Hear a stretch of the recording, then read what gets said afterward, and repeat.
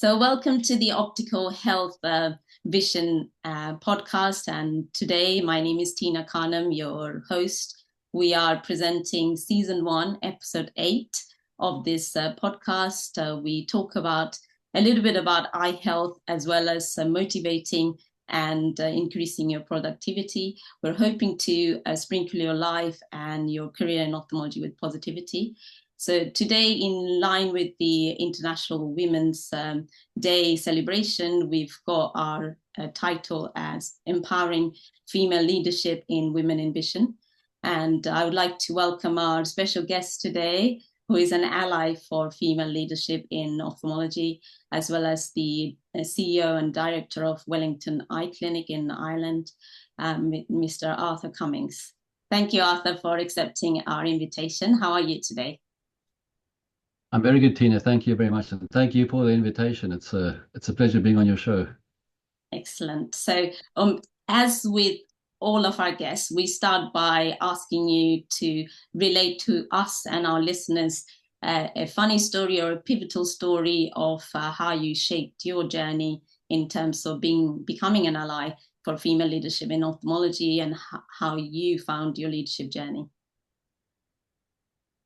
Yeah, that's interesting. I didn't have anything funny happen. It's not it's not that funny a topic when you start understanding it better. So for me, it was more about a pivotal moment. And I always thought my entire life long I'd been fair with women and sort of understood to some extent how it was female in a male-dominated world. But until I heard Dr. Tanya Trin's lecture, I had no idea. And that lecture just blew my mind away about this topic of unconscious gender bias. And I realized then that I had no idea what adversity women face in ophthalmology, and for that matter, in all professions, and especially in professions that are male dominated. And so, obviously, I'm not speaking about blatant misogyny, I'm speaking about this unconscious gender bias. And I learned so much from reading more about this. And, many times you can mistake it for being a male versus female thing, but it couldn't be further from the truth because women have bias against women. Yeah. At the end of the day, it's it's a systemic thing. It's an organizational, structural thing, and Yeah. So it gave me renewed respect for women in professions. And my wife's an audiologist, and she's achieved a lot in her career. And I asked her, and I said to her, "Do you think you've ever been subjected to unconscious gender bias?" And she said, "Yeah, of course." And I said, "But how come you never told me?" And she said, "Well, it's everywhere. And what are you going to do about it exactly?" And so it made me realize for people who are successful in navigating this well and have never suggested that they be, unfairly biased against, they just take it on the chin and they move on. So it's everywhere. And Yeah. so it's just not fair. We all of us on the planet have a mother or had a mother at some point. So we Yeah. all know what mothers mean and what they do. And I think when you think about it that way, you can't then at the same time have bias against colleagues or women in professions. That's true. I want to pick up on that point about, female having gender bias towards other female as well. And that's true. And that could be somewhat more harmful than male on female sometimes because it's so institutionalized. And women in positions of power sometimes can feel that insecurity of keeping it to themselves and not letting other women in. Did you find that as well in your journey? From what I've read, I've certainly found that. So again, because it's a systemic thing, it's unconscious. And the thing about something unconscious is you're not aware of it until someone makes you aware of it. Yeah. But from what I've read, yeah, I think you're right, is that women don't want to have gender bias against them. They don't want to be a victim of it, but they'd almost rather be a victim of a male doing it because they can blame other issues Yeah. than a female doing it. Yeah. But now, if you think about women, when they do eventually end up, because of all they're up against, I mean, Dr. Trin's talk showed that a female looking to become an ophthalmic registrar or resident had to have a CV 8 times better than a male's to be considered in the same, the same pool. Yeah. So you can imagine when someone's had all these hurdles in front of them and they overcome them and succeed and eventually become the professor or the head of the department or whatever, Yeah. that I'm guessing they're quite protective of their journey. No one knows their journey quite like they do. Yeah. It's not, I don't think it's the right way to take care of it, but Yeah. nevertheless, we all respond in different ways. That's true. That's true. So going on to the next agenda topic, in terms of talking about, some people do not like to think about failure and success, but negative and positive experience in your journey. Is there anything you take from your downfalls that you learned from, and what would you say that would be? Would you share that with us? I think so. Most people, you're speaking mostly to doctors, I'm assuming, mostly ophthalmologists. Yeah. So already they're successful. They're very successful. They've navigated medical school. They've navigated getting into ophthalmology and then, finishing up or busy with the course. And most successful people, when you speak to them about the greatest failures, would normally be the fact that they never took a risk or fear held them back from doing something. Um, and that manifests in many ways, like missed opportunities or just playing it too safe or procrastinating, not getting on with it, or not hanging in long enough, giving up too soon. So in my case, it wasn't the case. The two things that I regret most, the biggest mistakes I made, were both financial, which is strange because that's not my main game. But in 2008, or just before 2008, the big crash, 2 years before, we bought a property to move the clinic to, and it was a big investment. It cost a lot of money, and we Yeah. bought it to total top end of the market. 2 years later, it was worth 10% of what we paid. It had Wow. lost 90% of its value. So that Wow. was quite a tough time. And I just figured I've got to work someplace, pay rent to someone. I'm not paying an awful lot of rent to a place that's a black hole. Yeah. And just hung in there. Just what can you do? There's nothing you can do to really change things. So all you can do is change your attitude. So, and now it's almost 20 years later, and the property now is a good investment for a pension. Yeah. But at the time, it was difficult to think had we not bought and simply just rented, we would never have had this issue. And Yeah. another mistake was also one that I won't make again, and that's where I made an investment in a friend's startup Hmm. and really believed in it and what this person was doing, and Yeah. made the mistake of just overdoing it and investing too much into it. So it's sort of putting all your eggs in one basket. And when that didn't work out, Yeah. I had no one to blame but myself. And that was a good lesson for me because I'd never sort of had that experience before. And I thought, Yeah. well, it'd be easy now to start pointing fingers at others. But the Yeah. truth is, I acted as a poor, uninformed investor. You Hmm. know, if you're investing in things like that, you should be a bit more sophisticated, and I wasn't. Yeah. So yeah, probably those two things. Yeah. I was just Are, going to, as doctors, we're not very good at, knowing the business side of things and investing and how to invest and how to find those partners. And it's, yeah, I've got no excuse. This was after getting physician CEO. yeah. I'd done the physician CEO course. I thought it was a bit more savvy. I've been running my own business for a long time. Yes. But Yeah. I think it's just been carried away, and it's just been, especially with investments, and especially as you get older, you need Yeah. to have more diversity in the investments and not take big risks. You can take big risks when you're your age. When you're younger, you can take bigger risks. And But when you're also, older, you got to start reducing risk. oh, excellent. And that will lead on to conflict resolution. So with this friend with a startup that you invested heavily on, did you get into conflict and how do you resolve it? What's your style? No, not at all. Not at all. It makes no sense. I mean, that takes you nowhere. So, in any situation where there's conflict, I always try to understand human motivation. And the Yeah. best way to do that is to see it from their perspective and Yeah. to try and understand the emotions rather than. So no, no, no. They were upfront. They had an investment. There was an opportunity, and I thought it was bigger than it was, and just invested too much. That's all. Others invested less. So I think the other thing to help with conflict resolution, and I'm thinking now about patients who come in, and sometimes they might sound like they're difficult, Yeah. but when you walk a mile in their shoes and understand it from their perspective, then suddenly you realize, but they are finding this quite tricky. So Yeah. normally what you would do is just try and find a common goal and align around that. And the moment you're on the same team and you're going in the same direction. Yeah. I think especially with patients, it's useful. When a Yeah. patient comes in and they just feel that they're not being heard or they haven't got the result they expected, Yeah. I think that's the way to do it. You're an ally, you're Yeah. on the team with them, and you're both going to walk this journey. I think that helps a lot to resolve conflict. What about conflict with colleagues and peers? Well, that's a very interesting one. I didn't know you're going to ask that, but I'll give you a real life experience one. Yeah. Is, we moved to Ireland in 1998 from South Africa. Uh-huh. And when I got here, I was a fellowship trained VR surgeon, and I'd done a lot of LASIK and refractive work and a cataract surgeon, obviously.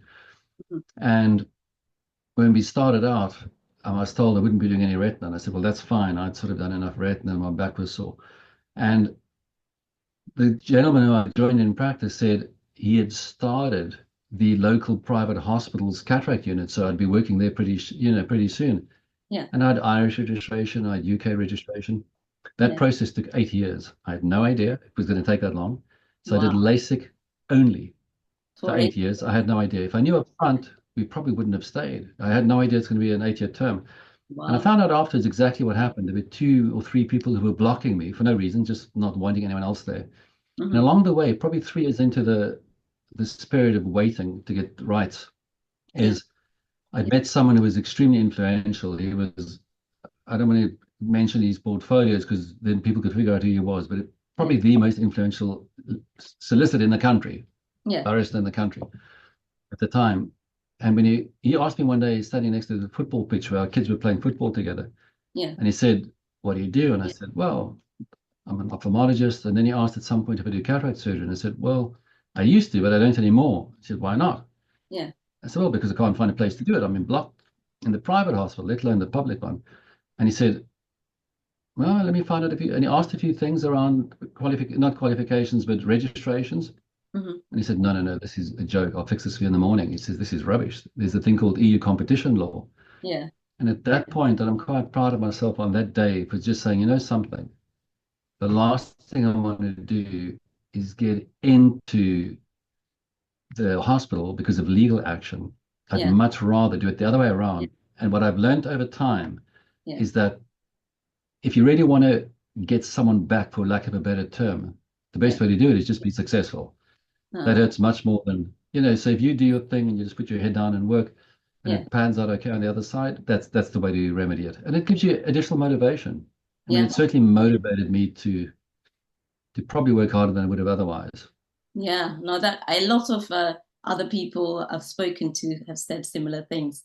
Your success will be your best revenge, if you like. That's it. That's right. It sounds strong to say revenge, but that's exactly right. That's how you're thinking about it. That's right. Yeah. Because at the time when you block like that and there's no reason, Yeah. it's difficult to understand.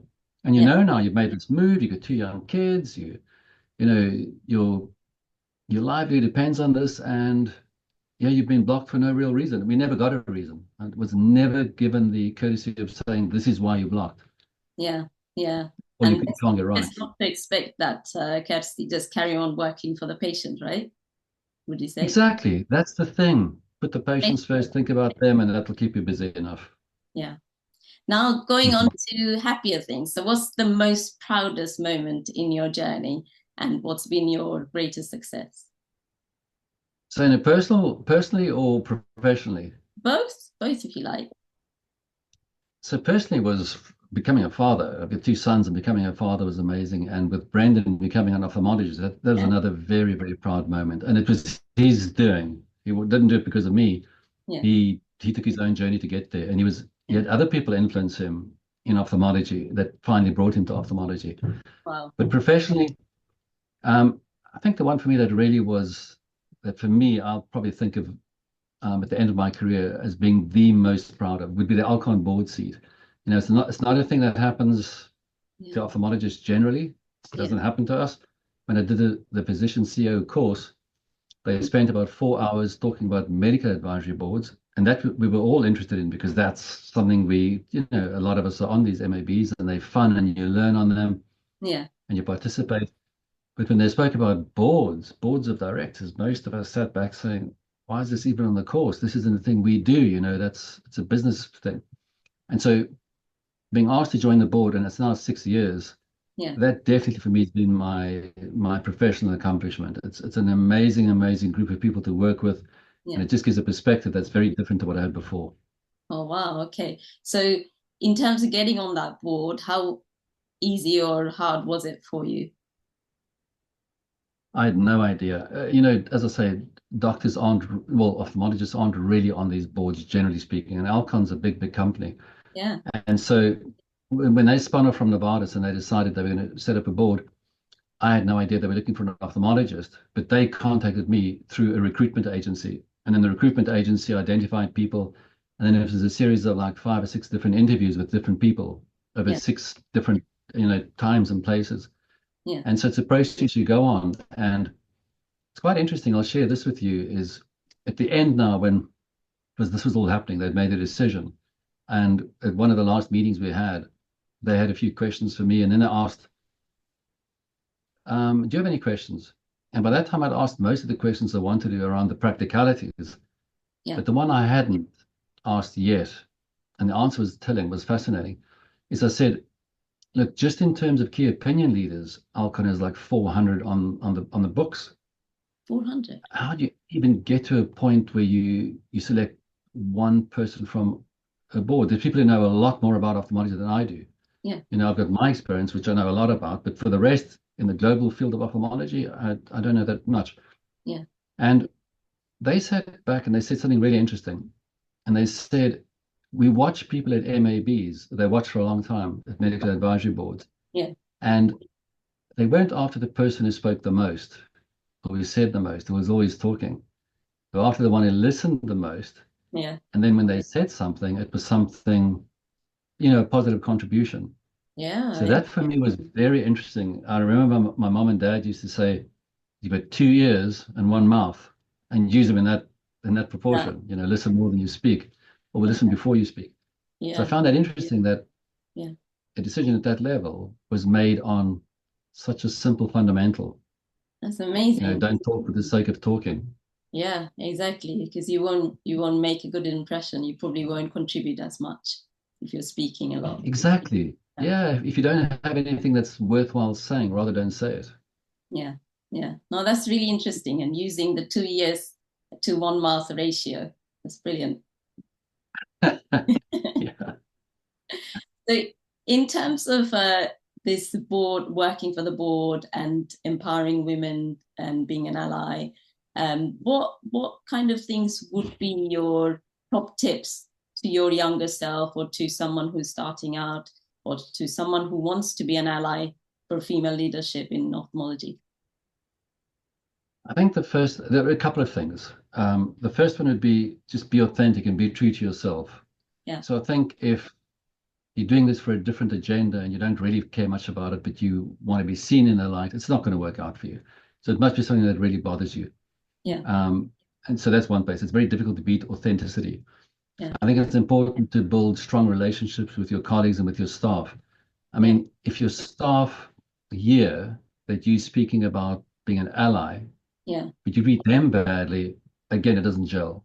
So Yeah. it's got to make sense when people see the way you behave. They're going to say, "Yeah, that makes sense. I can understand why they're interested in helping women." Yeah. I think the other thing would be just stay current and stay interested in what's going on around you. Yeah. I read such an interesting paper. It was the ECRS last year Mm-hmm. had a journal club that was based about on female leadership, and they had an article on leadership within the organizations and the associations, and also the academic institutions. And Yeah. again, women weren't well represented at all. Yeah. And they told a very interesting story of how women are now a much bigger proportion of boards of directors, much more than before. So 20 years ago, maybe 1 in 10 directors was a female. Now it's between 30 and 40%. Some countries are more, 45%. And Amazing. what happened was the incentives from the investors. So there are really big investment groups like Blackstone and Vanguard, these huge investment companies that own the world basically. Yeah. They would say to a company, right, we're very keen on investing in your company because we have a big pension fund or whatever. But your directors, you only have 25% female directors. We'll come back again and see when you have more. And Wow. so money Yeah. drove those decisions. So Yeah. I think that helps a lot. You've got to have, you need these kinds of incentives to get the ball rolling, and then eventually people see it for what it is. Yeah. But I mean, you need those kinds of things, and money talks. So when they make those kinds of um, statements and regulations, if you don't abide, well, then they don't invest in you. So that's Yeah. interesting. And Simple. then, Yeah. yeah, probably the last one would be just keeping a good work-life balance, because the moment you have a good work-life balance, you realize then especially how much women do.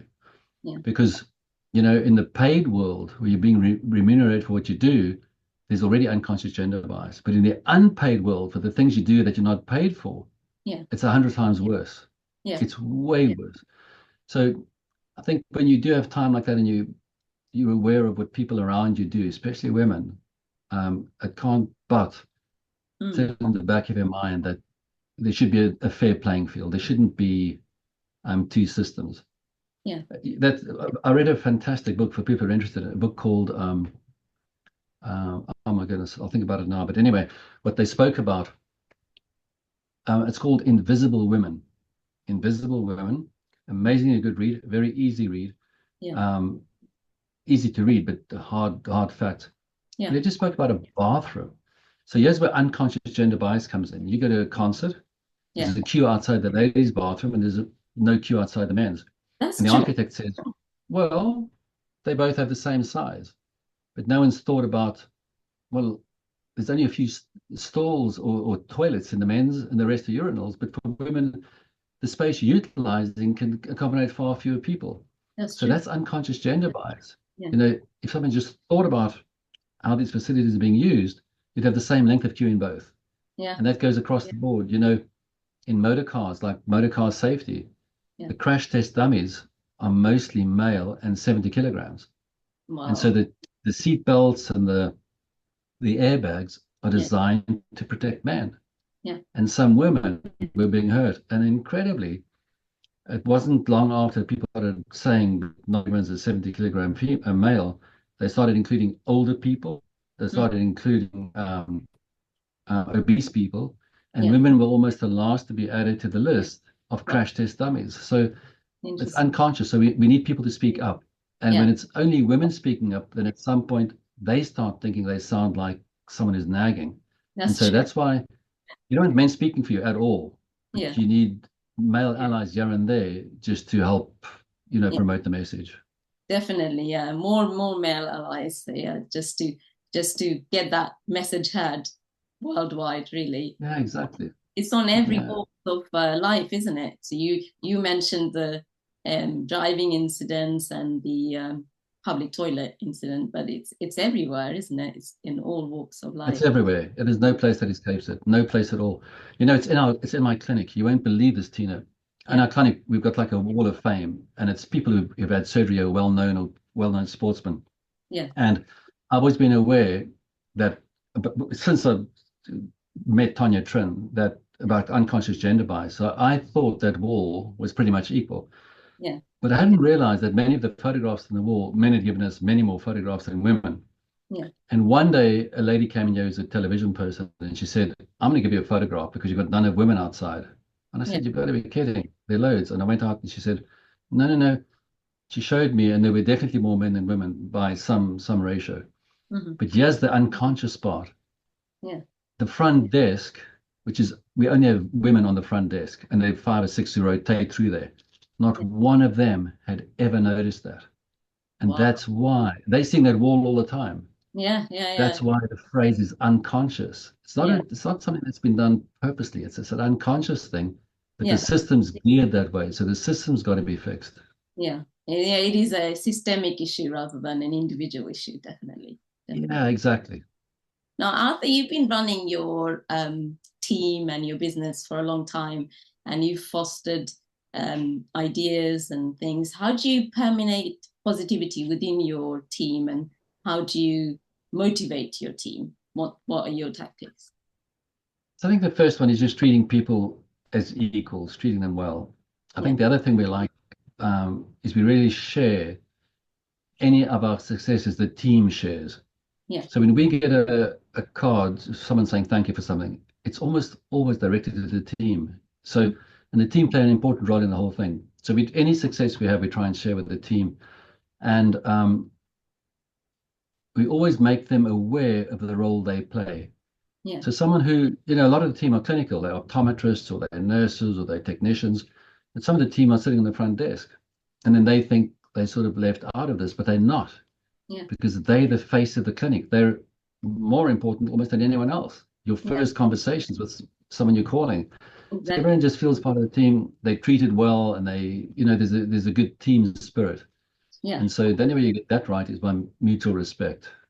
Excellent. And the motivation, how do you drive that within your team? So the way we drive motivation is mostly by making them aware of the impact that what we do collectively as a team has on people's lives. Okay. All right. So yeah, that's something we do frequently. We'll share stories. So on a weekly basis, there'll be emails going around. So and so was in today and said this changed their life, or this did that, and mentioned Tina by name, or this Yeah. person by name, or this person by name.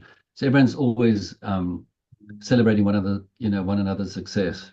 Yeah. Yeah. Yeah. It's a So really good team. It's amazing. It's a fantastic group of people. So the clinic started in 1980. I only got here in 98. But since I'm here in 98, which is now 27 years, yeah. all the people who've worked here before are still part of the same friendship group. They still do things together all the time. Amazing. So, And the group remain friends. yeah, so how do you find these people? Do you have a selection criteria or do you gel with people? Do you check out personality before they join your team?